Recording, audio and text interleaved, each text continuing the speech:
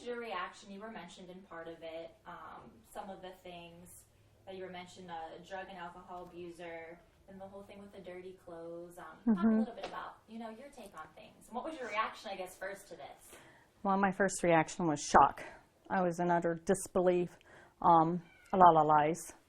None of it's true. I can't believe that even at 24 years of age, my daughter would stand and lie to get my feelings, to get sympathy from society, and that my ex-in-law would even stand and lie.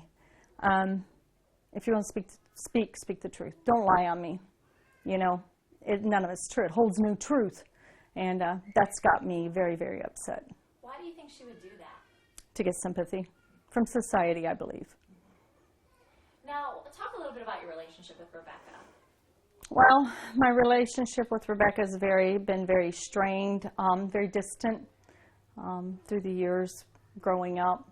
They lived with me for a little bit, and then I had so much trouble with my ex-in-laws, telling lots of lies on me just to get them to live with them. Yeah, this goes way back when. Did a lot of lying on me to the point where I just gave up fighting because I had 5 other children in the home to take care of, that I didn't have time to sit and just argue and fight with someone all the time. So Rebekah, I would see them periodically. Other times when I would go see them, they wouldn't be available. They would be gone. The father would make sure that the kids weren't there. The grandparents would lie. So whenever I did bump into Rebekah, she got older. We talked, hugged, started trying to form a relationship.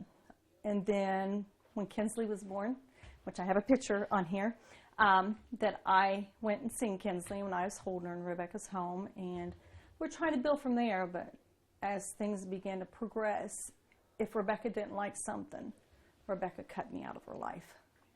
So the next time I got to see my granddaughter was in the hospital room, unconscious, and then the very next time, the funeral. Wow. So she kept you away from She kept me away, yes. What went through your mind when you went to the hospital and saw Kinsley like that? How did it get to that point, I guess? I can't imagine as a grandma. What was my feelings and thoughts? Here lies my grandchild I've seen once in her life, fighting for her life, dying that night.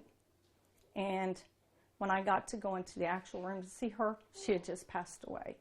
So here was a child that I never get to know, but the one time I got to see her and hold her. And then to the funeral, knowing that a life's been stripped, not just from Rebekah, not just from Scott, not just from the Kinner family, but here sits a grandmother that's been robbed many ways around. And it's hurt. It's hurt. I mean, you can't find the words to say when you have a child laying there in that position and you know that you have a child whose hand's involved. It's a double whammy. Double whammy.